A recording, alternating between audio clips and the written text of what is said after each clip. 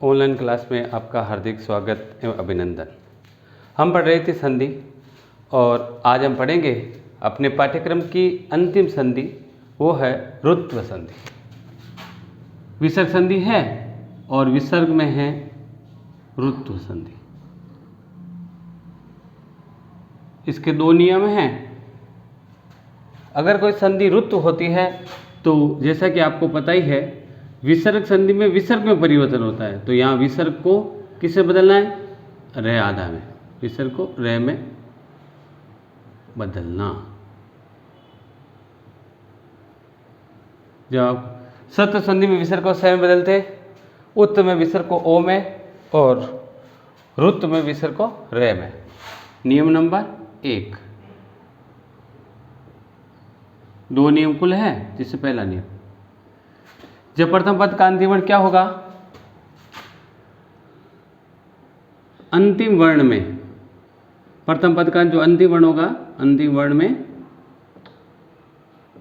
आ के अलावा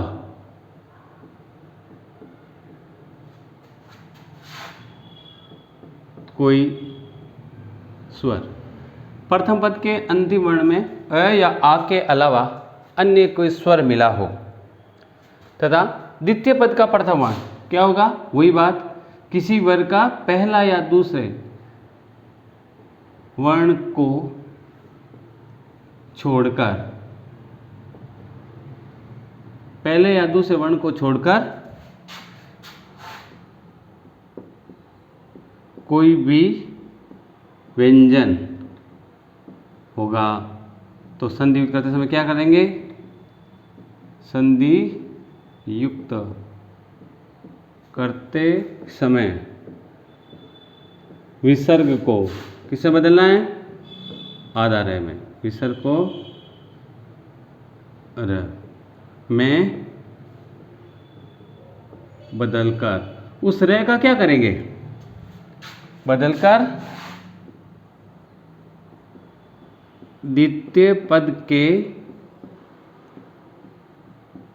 प्रथम वर्ण पर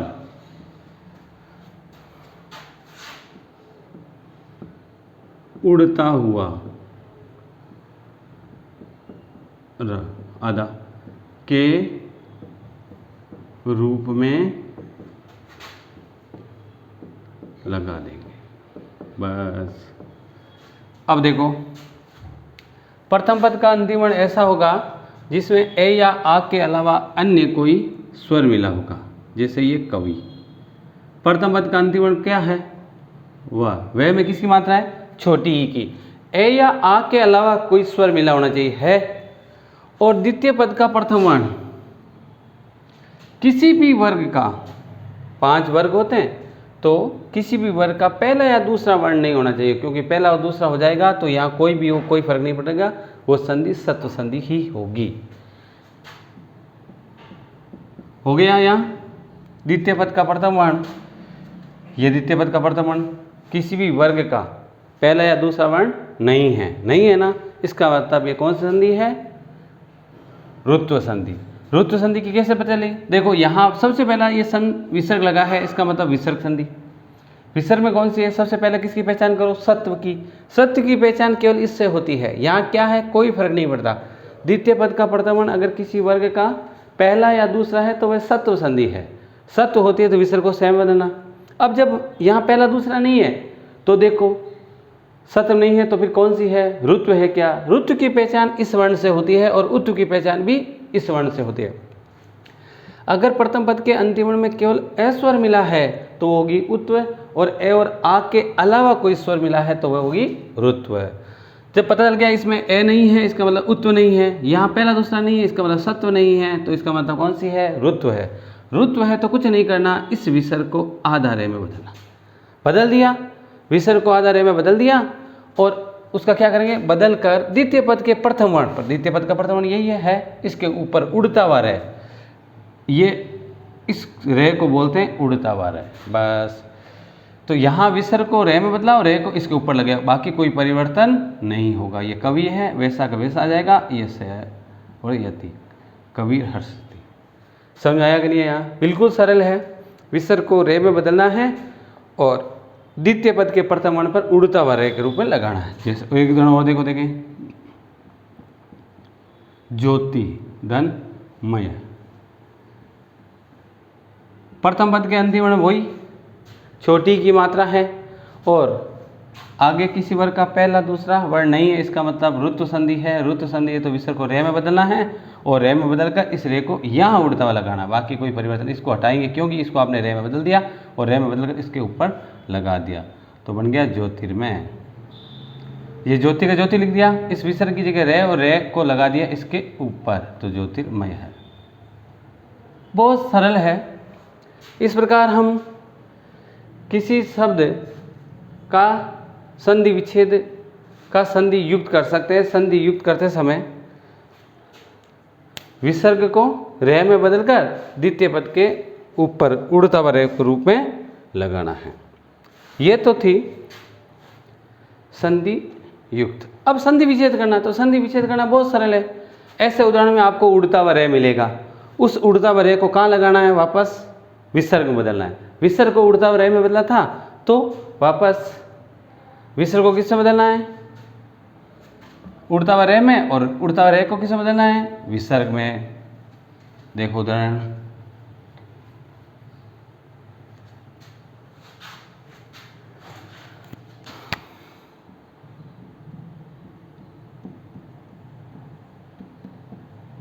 सही है क्या? बिल्कुल।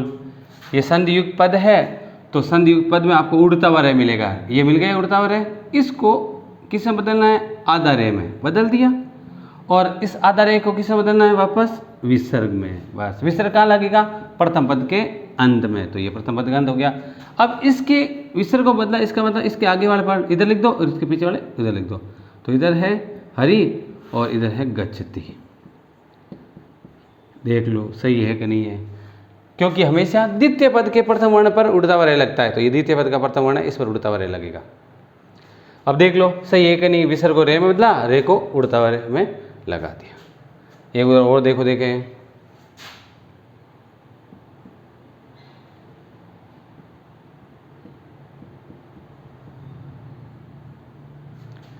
बिल्कुल भानुर्वृत्ति।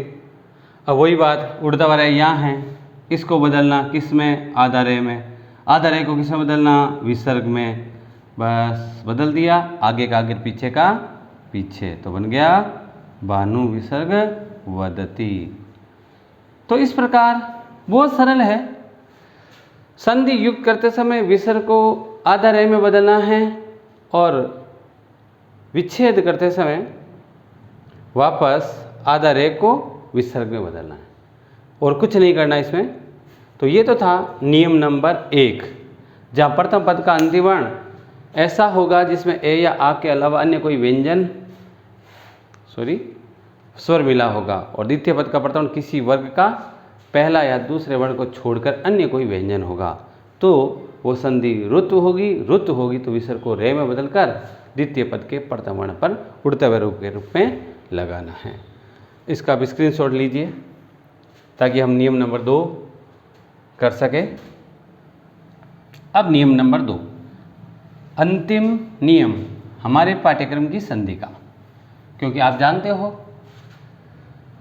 आधा नियम सेम है। क्या है?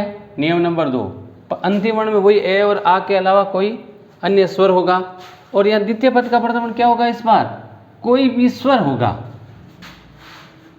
क्या होगा?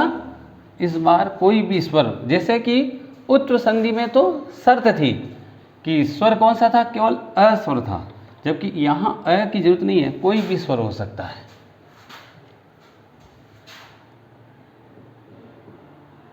कोई भी स्वर, ठीक है? तो ये हो गया बराबर। तो संधि युक्त करते समय, तो संधि युक्त करेंगे तो संधि युक्त करते समय वही बात, संधि कौन सी है? ऋत। तो ऋत है तो वो काम तो करना ही है, विसर्ग को रे में तो बदलना ही है, तय है। ऋत है तो विसर्ग को रे में बदलना है, उत है तो विसर्ग को ओ में बदलना है, सत्व है तो विसर्ग को स में बदलना है। ये तो तय है। करते समय विसर्ग को वही रहे आधा में बदलकर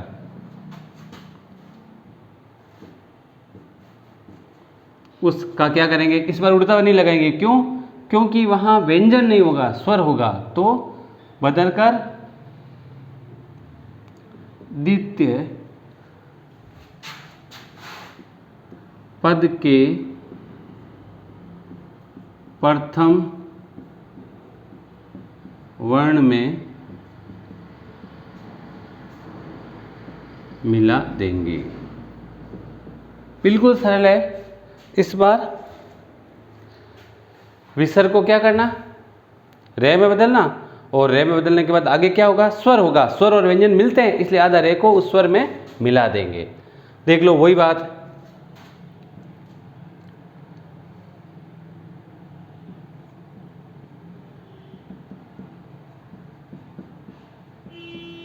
गुरुधन आश्रम है।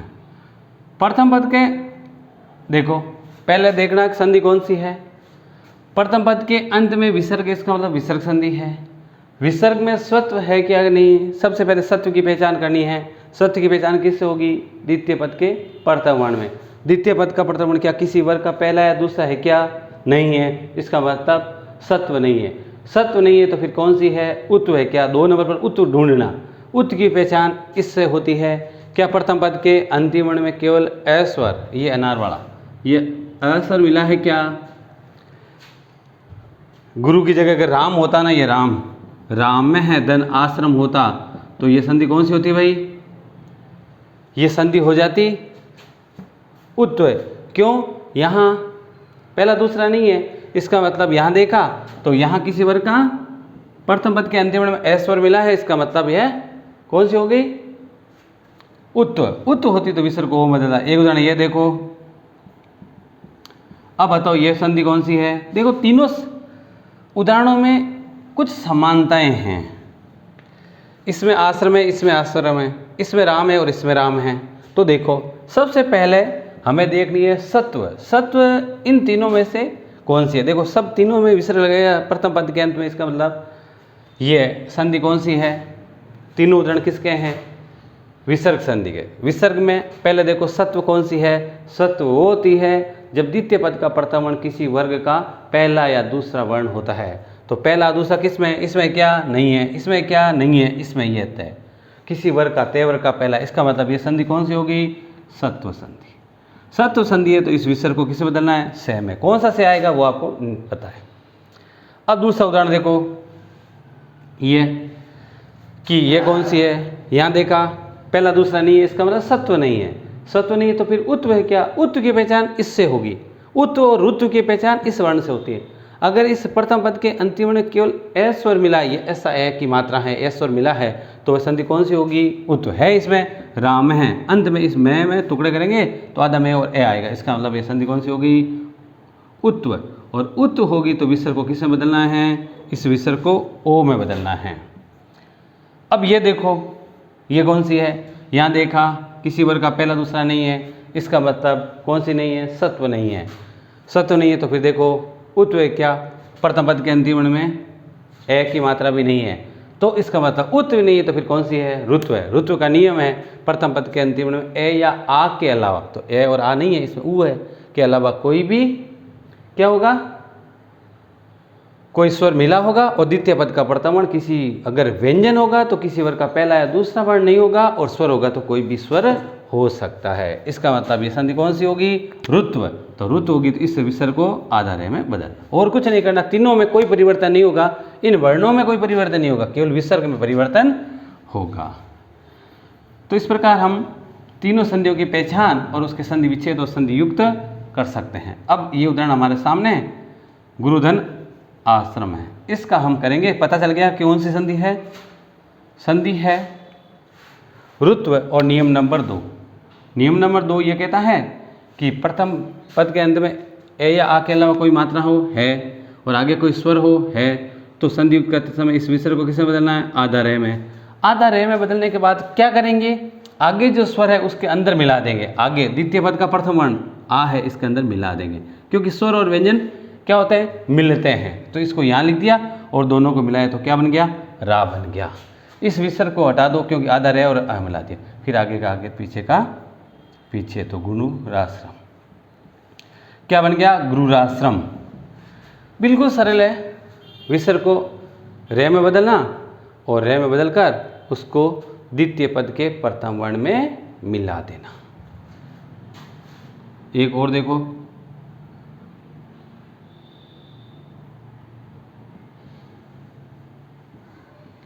भानुधन उदेति, वही बात, पहला दूसरा नहीं है, सत्व नहीं है, या ए की मात्रा नहीं है, उत्व नहीं है, उ तो कौन सी है, रुत्व। रुत्व है तो विसर्ग को किस में बदलो, रे में बदलो, और रे में बदल के क्या करेंगे, द्वितीय पद के प्रथम वर्ण में मिला देंगे। दोनों को मिलाया, स्वर और व्यंजन मिलते हैं तो बन गया रू छोटा, क्योंकि ऊ छोटा था। फिर आगे का आगे पीछे का पीछे, बस ये हो गया। बिल्कुल सरल है, कुछ नहीं करना। विसर्ग को किसे बदलना है, रे में, और रे में मिलाकर द्वितीय पद के प्रथम वर्ण में मिला देंगे। तो ये थे संधि युक्त करना। अब करेंगे संधि विच्छेद करना। संधि विच्छेद करते समय क्या करना है, इसके विपरीत चलना है। इस बार आपको संधि युक्त पद में रेरा की बारकड़ी मिलेगी, रेरा, रीरी, रे रई ऐसा मिलेगा। उसमें से आपको आधा रे अलग करना है और स्वर अलग करना है। उस आधे रे को वापस किसे बदलना है, विसर्ग में बदलना है। बस अभी आपने विसर्ग को रे में बदला, रे को स्वर मिला, जैसे ही यहाँ रा होगा ऐसा स्वर मिलेगा, उसको आधा रे में बदलेंगे। ये दो टुकड़े कर दिए, इसके दो टुकड़े करने के बाद ये यहाँ चला गया और ये विसर्ग में बदल गया। इसका आप स्क्रीनशॉट लीजिए। अब हम उदाहरण करते हैं संधि विच्छेद के इस नियम के अनुसार, नियम नंबर 2 और अंतिम नियम हमारे पाठ्यक्रम की संधि का।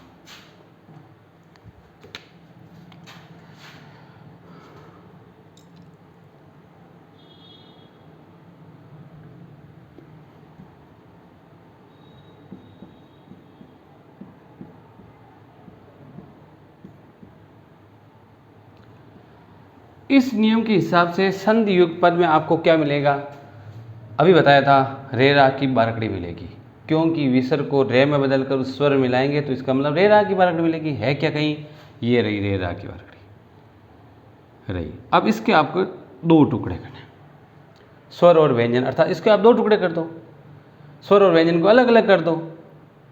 तो व्यंजन हमेशा आधा होता है, आधा रे में क्या जोड़ा था, आई जोड़ा हुआ है, हो गए। अब आगे चलो, इसको किस में बदल दो, विसर्ग में, और ये ऐसा कैसा आई रह गई। बस इसके दो टुकड़े कर दिए, आधा रे और आई हो गया, और आधा रे को वापस किस में बदल दिया, विसर्ग में। फिर कुछ नहीं करना, इसके आगे का आगे पीछे का पीछे, तो बन गया मति है, और ये बन गया, ऐसा लिखते हैं तो बन जाता है ऐश्वर्यम, मतिधन ऐश्वर्यम। बिल्कुल सरल है। जोड़ना है तो इसको रे में बदलो और रे में बदल कर इस स्वर में मिलाओ तो ये बन गया ऐश्वर्य।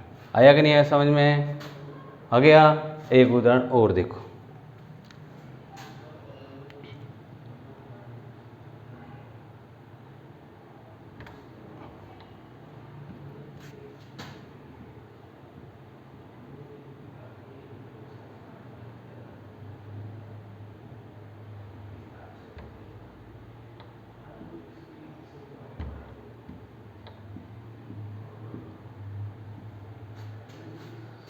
संधियुक्त पद है। संधियुक्त पद में क्या करना है आपको, रे रा की बारकड़ी देखनी।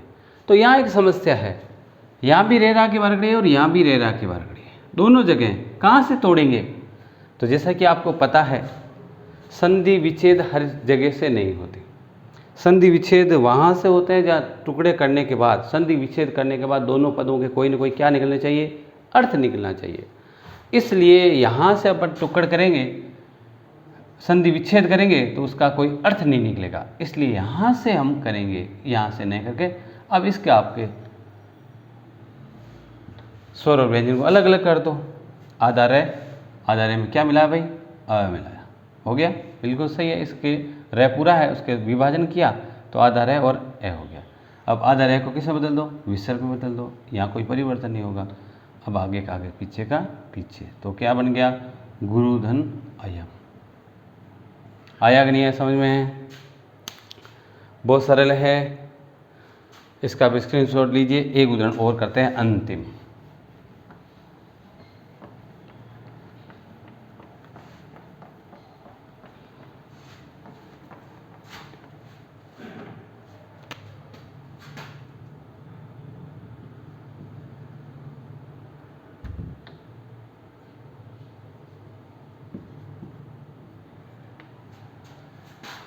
वही सिस्टम, यहाँ दो है, रेरा की बारकड़ी, परंतु तोड़ना वहाँ है जहाँ से कोई अर्थ निकलता हो। यहाँ से तोड़ेंगे तो अर्थ नहीं निकलेगा, इसलिए यहाँ से संधि विच्छेद करेंगे जिसका कोई अर्थ निकलेगा। इसके आपने दो टुकड़े करने हैं, तो आधा रे और इसमें कौन सा स्वर मिला भाई, ऐ स्वर मिला। अब इस आधा रे को किससे बदलना है, विसर्ग, बस ये है कैसा। फिर आगे का आगे, पीछे का पीछे, तो धनी हरिधन अप्पी। तो इस प्रकार ये तो थी ऋत्व संधि। ऋत्व संधि के दो नियम थे और दो नियमों का हमने आज अध्ययन किया। तो इस प्रकार हमारे पाठ्यक्रम में जो संधियाँ थी उनका हम वीडियो के माध्यम से अध्ययन किया। सबसे पहले जब हमने संधि शुरू की थी उस समय मैंने आपको हमारे पाठ्यक्रम में कौन कौन सी संधियाँ हैं उसकी जानकारी दी थी। एक बार पुनः स्मरण करवा दूँ, संधि किसे कहते हैं, संधि कितने प्रकार की होती है, उनका नाम लिखो। ये प्रश्न हमारे पाठ्यक्रम में परीक्षा में नहीं आएगा, ये प्रश्न नहीं पूछा जाएगा। प्रश्न कैसे पूछा जाएगा, प्रश्न ऐसे आएगा, संधि युक्त का संधि विच्छेद करना और संधि का नाम बताना, और संधि विच्छेद का संधि युक्त करना और संधि का नाम बताना, ऐसा प्रश्न आएगा। तो जैसा कि आप जानते हो 3 प्रकार की संधि होती है। कौन सी, अच, हल और विसर्ग। हमारे कोर्स में तीनों ही प्रकार की संधियों के कुछ भेद या प्रकार है। आप जानते हो अच संधि जिनके विभिन्न प्रकार है, परंतु हमारे कोर्स में सारे नहीं हैं। हमारे कोर्स में कितने हैं, केवल वर्दी से शुरू होते हैं, वर्दी, यण, अयादि, पररूप और पूर्व रूप, अर्थात 5 संधियां हैं जो अच के भेद हैं। 8 प्रकार की अच संधि होती है, जिसमें से हमारे कोर्स में कितनी हैं, 5 ये, तो 5 का हमने अध्ययन किया था। उसके बाद बात करते हैं हल संधि यानी व्यंजन संधि। व्यंजन संधि भी कई प्रकार की होती है, जिसमें से हमारे कोर्स में केवल 3 ही हैं। कौन कौन सी, जसत्व, अनुस्वार और प्रस्वर, जिसका हमने अध्ययन अच्छी तरह से कर लिया। उसके बाद अगली संधि है कौन सी, विसर्ग संधि। विसर्ग संधि 5 प्रकार की होती है, जिसमें से हमारे कोर्स में कितनी है भाई, 3, सत्व, उत्व और ऋत्व। इन तीनों का हमने आज अध्ययन किया था। पहले सत्व किया था और उसके बाद अगले वीडियो में उत्व और फिर आज ऋत्व। इस प्रकार हमने जो हमारे पाठ्यक्रम में जितनी भी संधियाँ थी उनका ठीक प्रकार से उदाहरण देखकर अध्ययन किया है। इसी के साथ ये जो संधि का बिंदु है पाठ्यक्रम का वह पूरा हुआ। अगली क्लास में हम अगला बिंदु पढ़ेंगे। आज के लिए बस इतना ही, धन्यवाद।